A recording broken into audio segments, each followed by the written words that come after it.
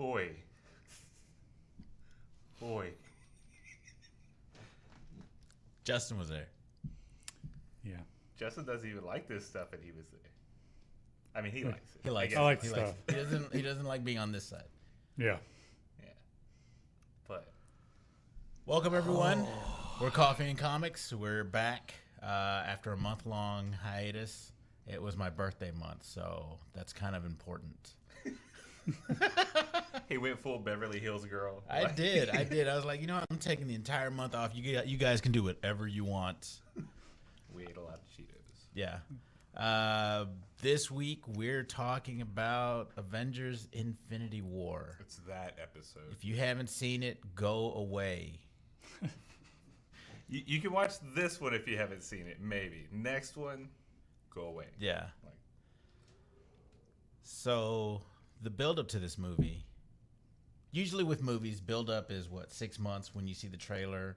You get, or maybe a year when you see it. Yeah, you see a teaser, or a year when they announce it on a website or something, or Entertainment Tonight. But this build up, they do that little exclusive, like Comic-Con gets to see like 15 seconds, and they freak out. Yeah, all that. But this build up has been what, 10 years? Yeah. Well, and the build up to this specific movie has been since right before Ultron got released. Like the con before Ultron, they showed that kind of, they did the voiceover and took all the different voice clips from the previous movies and then showed the gauntlet come up and announced it's going to be part 1 and part 2 and all of that. Yeah. I was going back to the actual movies, and with Iron Man at the very end when Fury comes in and he goes, it's a lot bigger than you think it is. You just entered a whole new universe.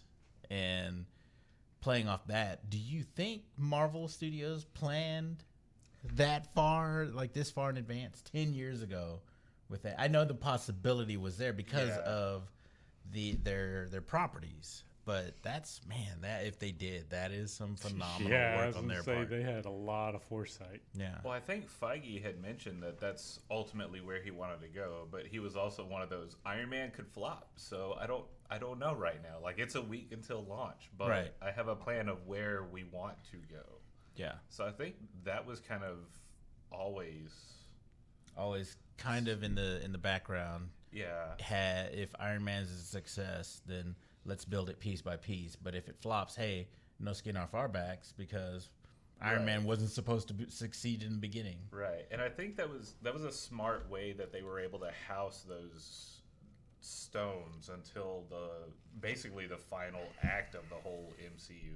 It was a smart way to, well, if this doesn't take off after Avengers, like, the cube is the cube. It's not the space stone right now. It's not setting up anything massive. Yeah. So I think that was a smart way to keep everything done for phase 1. Right. And keep it individual. And phase 2 was definitely a lot of they had a little trouble figuring out what they should and shouldn't include those crossover elements into. Yeah. Cough, cough, Dark World. MacGuffin the movie. I always forget about Dark World. Everyone I don't even remember what it was about, honestly. The only thing I remember is it had the ether in it. Yeah. It was like, that's where it introduces it. So. Yeah. Right. And everyone forgets. I just like hurting people, so that's why I bring it up. I forget until I'm like, here's a chance to hurt somebody. So they showed it on FX last night, and I just on purpose changed the station. I was about to say, watching that thing's a chore alone with commercials, dude. Nah. Now, I will pay attention when Kat Dennings is on the screen. Right. I love Kat Dennings. Meow meow over there. Yeah. So, but with all the lead up, the 10 years of, I don't know if you followed like as they came out. Yeah, I've watched them every single time they came out. Okay. Yeah. Do you guys feel like this one lived up to what you were expecting going in? Like, it lived up to the hype. It was worth 10 years. To me, it's like blew what I was expecting out of the water. Like, right. I went in it just thinking like, awesome, the next Avengers movie, the next Marvel movie and stuff. and I left it like, do I have to wait? Like, I need more. Right. Like, I can't wait any longer. So it's like you went in for the next tattoo, and then someone hit you with a heroin needle in the chin. Like you're just, Yeah. I need more now. Yeah. Yeah, it was like Justin said. To me, it was going to be another cog in the machine, but this cog was diamond, and then it had gold lace on it, and it was the most beautiful cog I've ever seen. And I don't want it to be in the machine. I want this and the next cog and the next cog after that. Right. It was, it very much exceeded all my expectations, and I don't even know that my expectations were that great. Right. Just going in, I was just like, yeah, this is going to be, they're going to punch some people. There's going to be some bad guys coming in and kicking ass and stuff. And, Right. Obviously there's going to be jokes from Guardians and Tony's going to quit with Strange. So they've shown them, like that's going to be the big thing that they. There's going to be a struggle, a power struggle between egos, and obviously, like you wanted to see who's going to win this, and I don't know that anyone expected to just say, "Whoa, that just fell by the wayside. Who's going to win this?" And speaking of the entire thing, right, and I liked. It completely. So I had my expectations going high, but in a certain direction, and it went in a different direction, but higher than I expected. Like it was. Yeah. Which I'm always prepared for that with Marvel, because Marvel likes doing the thing that you don't see coming. Because if it was just that issue, but on screen, it's boring. Like, I don't want it to be 100% like the books. I don't want it to fall off and be like Halle Berry's Catwoman or anything. But yeah. So it blew me away, and I was there opening night, and man, there were tons of people. I had my arc reactor on because I went full geek. Right. Had the jacket on and all that, and like random people were asking for pictures with me. Like it was, the atmosphere was there. It was like going to a really, really small con. And so when we got out of there were kids crying. There were adults tearing up, like walking out. Like hell, I was crying. I put my sunglasses on because I wasn't crying, but I'm not crying. You're but crying. But I was crying. Yeah. But there were people inconsolable. Yeah, there was. I think we were the last. There was us. I and my wife and Justin went, and then there were two people next to us. We were the last 5 people in the theater, and we all got up and left, and they were still sitting in their seats because the girl was inconsolable. She was just hysterical with tears and She just put her hoodie on. She's trying to hide it. yeah. She was just she goes, "Why did they have to do this? First we have to suffer with Age of Ultron, and now they do this." that's amazing. We had the other thing I was going to bring up at the end of all the Marvel movies, in the first credits, some people get up and leave because they're still whatever, they still don't know. It's been 10 years of this now and they still don't know. I don't know that people don't know. I think they just don't care. They're not as excited. Maybe. And then you hear a lot of murmuring throughout the credits and a lot of like, yeah, that was awesome, and this and that and the other, and then everyone quiets down for the end credit. The first half of the rolling credits and everything, everyone in the theater was still quiet, besides the kids that were crying that they had to take out and all that. But the fans were there, and it was just quiet. Like you didn't have to shush anybody whenever the end scene came on. Put it that way. Right. And I love making it a habit of when we go out to Avengers movies, if people are still talking and the post-credit scenes are playing, starting, I like to turn around and just yell, "Shut the hell up, people!" Like to everybody, That was you? Yeah, that was me. You've sorry. probably been in I'm there. sorry, I was on my phone. I was on my phone. I was telling my mom, this is what I want to do when I grow up. But all in all, what do you think the repercussions of this are across the next phase of what they're doing? Well, I meant more like among the audiences. Like, do you think now it's like, personally for me, I think they've leveled up the format, and I think this, at least the ensemble movies, the team up movies that they're going to be producing, are no longer just like a movie event. It's more of like a concert at this point.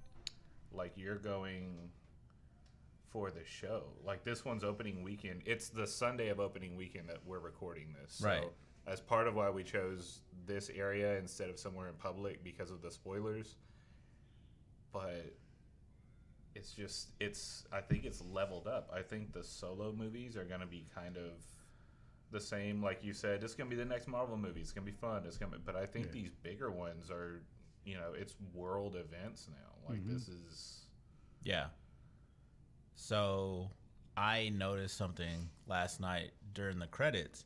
Like if you watch Marvel movies and from Iron Man all the way up until Black Panther, the credits have always been fun. They've always had sleek fonts and typefaces, and the music has always been kind of upbeat, kind of energetic, matching what the movie was. Well, during the credits on this one, they used a serif face, which is it was like Trajan or something, which is reserved for Oscar-nominated movies, Oscar-worthy, Academy Award-winning movies, and like headstones. Yeah, headstones. But and then the music at the end was very orchestral, and you could tell from the tone of just those images, just the type on the screen and the music, that this was a serious, like the tone was just completely different from everything else that had come before. Right. So I think, like what you're saying, the individual movies, they'll be more like the single issue books, and then these big, gigantic set piece crossover style world building / destroying movies will be the summer event books, but all collected in one as a graphic novel or something. Right. So with no Nazi cap, Please don't make that a movie. See. Please don't make that a movie. See, I like hurting people. I love it. But they pick elements from stories, and they so far they've managed to make good stories out of the elements they've chosen. Some of the stuff you're like, really, you're gonna use that, but it works on screen for them. Right. I don't know that Secret Empire Captain America could ever work at all. I don't think so. They'll show you. Yeah, they will show me. Now that I've said it, it's gonna become a thing. Yep. And I'm gonna have to bite that bullet and go watch it, because I'm a sucker and I will watch a Marvel movie. I don't know though, because I think Feige got asked at some point what he liked about that Secret Empire thing, and he was just like, "Oh, well, that's That it not, starts fires well. Yeah, and he's just like, "Well, that's not really a topic that I have a whole lot to say on right now." So next, and he's always pretty. Yeah, he's pretty optimistic about yeah. everything. So even when Cameron said that thing about the movies, like he was like, James Cameron is a fan. Yeah. He's seen our movies. because Cameron said that what was it? He Don't hopes get me that- wrong, I love those movies, but he hopes that Superhero fatigue sets in soon. yeah, and Feige hears it and at a press conference and it's Yeah. like, what do you have to say? And he's like, he said he loved them. Yeah. Yeah, he loves our movies. Yeah, that guy should work in public relations. That's awesome. I think he does. If he I doesn't think he already have a does. job, if he doesn't already have a job, he should do something in public relations. I'm just putting that out there. But overall, were there any aspects either of you were disappointed by? There were a few, but I don't know if I want to talk about them in this Right. episode. Yeah. Right. So Yeah, mine are superficial. I don't know that it would have propelled a story in either case, but it's really just like, oh man, kind of Right. thing. Disappointments, but overall the story was great. The movie was great. See, I think this is the first one that my complaints haven't been about like the comic characters or translating. What like, oh, why didn't they have so and so, or why didn't so and so do this like he did in the comics or whatever. I think for the first time in a while, my complaints about these have been like film issues, like and they're small, but that's another thing I was wowed by. Is like everything from the comics. They nailed it. Like we got nothing. This is a love letter to the fans. Yeah. Well, Act 1 and 2 and most of 3 It was are, it was a Civil War era love letter where the soldier has gotten his legs blown off and he's not sure that he's going to make it back. All right, I can see that. I'm surprised you said that with a straight face. You're a pretty grim person. Yeah, yeah. No, I Very. sat through a lot of those love letters. But as far as ranking in the entire MCU, where do you guys put it? In the entire MCU, number one. Yeah. Number Definitely one. number one right now. Number one. Yeah. Number one. All right. Better wait till part 2. I'll even wait till part 2. I'll even go so far as to say in the entirety of all comic book based movies, number one. Before that, it was Superman from 1978 because Superman again started everything. Right. You know, without that, without making a man fly on screen, there would be none of what we have today. Right. But this surpasses Superman. See, I thought you were saying Justice League was your number one, or See, I thought it had enough bro for you to just like jump on that train. There. It was my number one. Or did I mishear you? Then there was a few movies that he watched, and they started Yeah, I had like missed 50 different movies and only watched Justice League. Like, this is the one. This is it. Yeah. This is it, guys. Shut it down. We're done. Awesome. I was about to say, did I mishear you say hop on that train or hop in front of that train? Was that? Yeah. No, I was saying to a couple of my friends when they were asking me about it, like, whatever you think your favorite Marvel movie is as a whole, that's your scale of 10, for right now. And after you see Infinity War, your favorite one at the most is maybe a 7 on that scale. Like, it's a full 3 points ahead. Yeah. Like, this sets a whole new curve for that scale. Right. Yeah. Now, as far as, like, that's been my favorite Marvel movie and favorite comic book movie. But as far as, like, favorite just film that Marvel's done, I weirdly still like Winter Soldier most. And it's odd because it's almost not a comic book film. Yeah. It's been, they wrote this badass movie that's basically half Bourne conspiracy and spy half thriller type. Spy yeah, thriller. and half Heat, like just Yeah. machine guns out in broad daylight. But, it happens to have these comic book characters in it. So I'm wondering if Marvel's going to start taking that approach more to their single. Well, they were doing that because Ant-Man is a heist movie. Yeah. That's easily an Ocean's 11 movie right there. That's one of my favorites too. Yeah. Like, so every movie, every single character movie has a theme to it. mm-hmm. It's just if the audience is able to pick that out and not immediately just accept the fact that it's a superhero movie. No, it's a thematic superhero movie. Each superhero has something about them that makes this particular style of movie work. Right. And I'm excited. Like he said, there's all these new characters coming in. I'm hoping they can pseudo start fresh, like tone down a lot of I love the Easter eggs and all of that, but tone down a lot of that stuff that they try and cross over and make this matter here and this matter here. Now that we've seen all the Infinity Stones, I'm hoping they can kind of let every solo act breathe a little more and be its own movie. Because, like you bring up Ant-Man, the biggest problem a lot of people have with it is that one random middle scene where he has to run and steal something from the Avengers place, and Falcon makes a random cameo and gets his ass kicked and then leaves. Yeah. So I'm wondering if they can start putting less connective tissue, I guess, in all of these. For Ant-Man, I can see the necessity of that because that movie was in San Francisco, and that was like the first movie, aside from Iron Man, and Iron Man was the heart of the Avengers. Right. Aside from Iron Man, where it was outside of New York. Right. And so they really needed to have some kind of connective tissue back to the main Marvel Cinematic Universe. And by doing that, it also allowed them to have that interaction later in Civil War. But no, I get what you're saying. Black Panther was a thematically single issue movie. Right. The Thor movies, the Ragnarok was good. It was, another one that was by itself.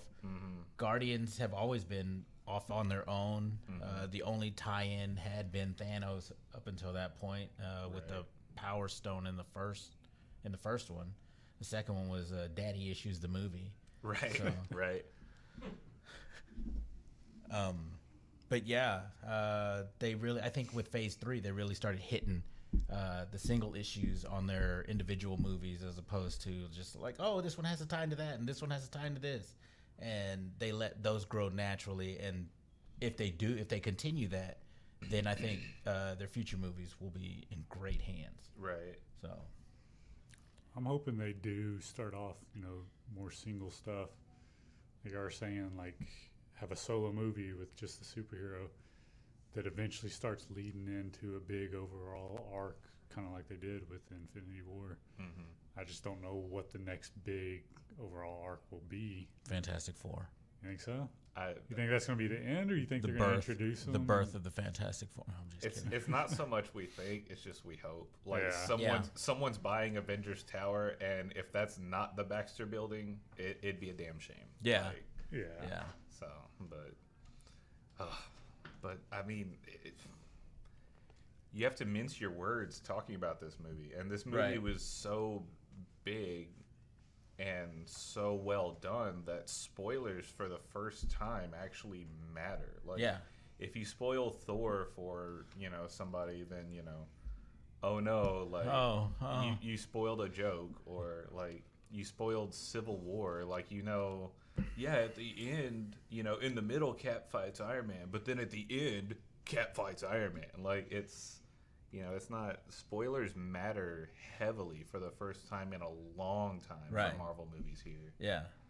So it's been, they matter so much. We took this away from the public this time. Yeah. We're in a hole somewhere in Right. the middle of Texas, just dug down. Right.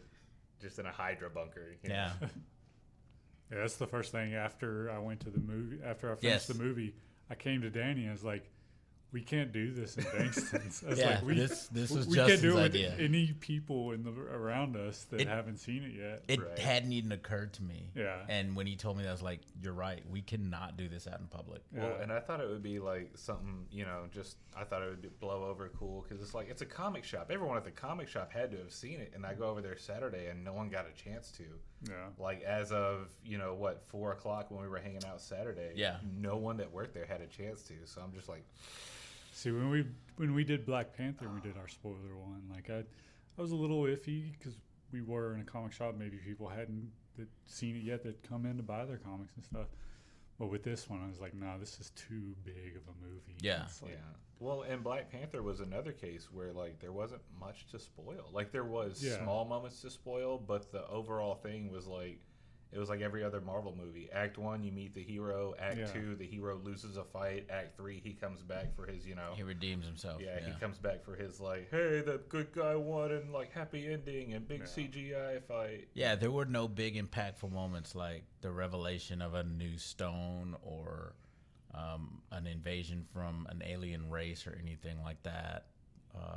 There weren't any major deaths that would have impacted the story going forward. Right. So, like you said, it was just your plot point, ending movie. Right. Your typical Like movie. it was great thematically and all Yeah. that. it was but a great just- watch, fun to watch. and Yeah. stuff. Yeah, but it was just definitely a safe Yeah. bet versus this. Yeah. Because it's this. Like, there were a couple, I told you about my coworker, and she had brought up, something that was rampant in the Marvel right, thing. And the whole time internally, I'm just sitting there like, but then outside I had to be cool to not spoil it. So I'm like, yeah, I agree. Like, they're doing that all wrong. Yeah, I totally agree. Yeah, they're not handling any of that well.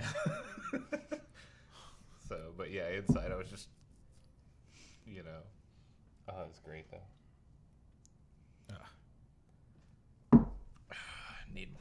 Need more coffee. Hey. A friend of mine, after he got done watching the movie, messaged me and was like, dude, I haven't had a cigarette in 10 years. And after that movie, it's one of those feelings. I feel like I need a cigarette. Like, I feel like I was at the scene live at a car wreck as it happened. Yeah. Man, well, I think we've touched on just about everything we can touch on without spoiling anything. Right. So we're going to end it here, guys. This has been Coffee and Comics. I'm Danny. This is Josh. And for the first time, Justin out from behind the camera. All right. All So right. we'll see you guys. He's only a little bit massively nervous. Only. Y'all make sure and comment on how much you like Justin. Yeah. Let us Yeah, know. I'll go back behind the camera. We'll see you guys next time.